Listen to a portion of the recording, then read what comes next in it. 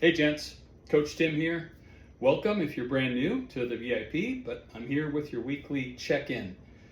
And if you are brand new, just finished a new client round, then congratulations to you. I hope that you had the results that you want. You're still looking for more. You just keep in contact with your coach and they're going to help you, determine whether your macros need to be adjusted, talking to you about form and your activity level, all that stuff. If you are on social media, jump on the guy's Facebook page and you can check out what's going on there.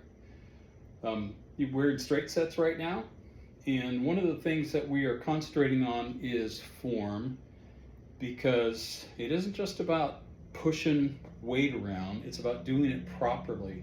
So last week you saw Mario give you some form tips on some push-ups, and this week one of the exercises that we're going to talk about has to do with back pulling. And so I want to talk about chest supported rows and talk about that, and then I want to talk about a traditional bent over row as well, what the differences are and why would we do one versus the other. Some of you guys have got some lower back issues, and one of the advantages of a chest supported row when we're using a bench is it does isolate your back. You aren't involving your core at all when you're on a bench and you're in a position where your chest is completely supported. So it will really focus on those upper back muscles, and you are able to concentrate on those. It'd be a great finishing exercise if you'd already did traditional bent over row, which is really more of a compound movement because it does require stability and proper form. You don't have to worry quite as much about your form in the chest supported version. So those of you guys who really struggle with tweaking your lower back, you might want to consider this as an option. But what we're going to do is set up on the bench, get our weights, and I'm talking about a narrow row here.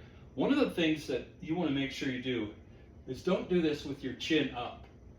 That's going to torque your neck. You want to keep your chin tucked just like you would on a deadlift or anything else.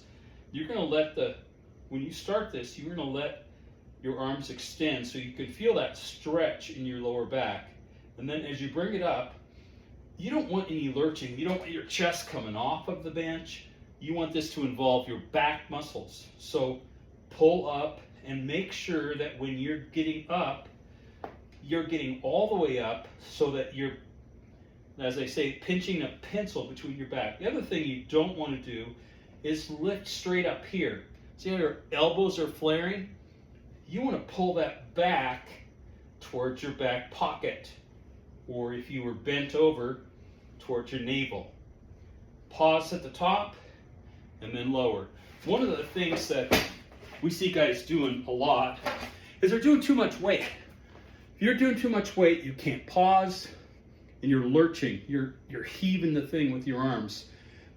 Do light enough weight so that you can do proper form, because if you're compromising form, you're not really able to gauge whether you're working the proper muscle group. You're bringing in other areas of your body. Now for a regular bent over row, which I said is more of a compound movement, it benefits your core and the other things. You'd want to start with those weights.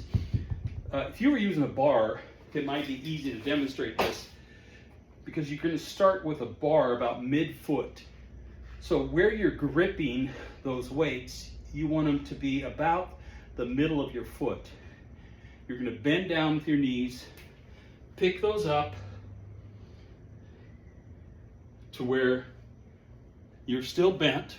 You're going to make sure that your spine is straight, your chin is tucked, and then you're going to pull back towards your belly button. Again, pinch those shoulder blades, pause, lower. It's not a complicated move, but it has benefits. A regular bent over row, it has benefits for your whole core, not just like a deadlift, but similar. It's working your back, it's working your core, it's even working your legs a little bit as you're bent.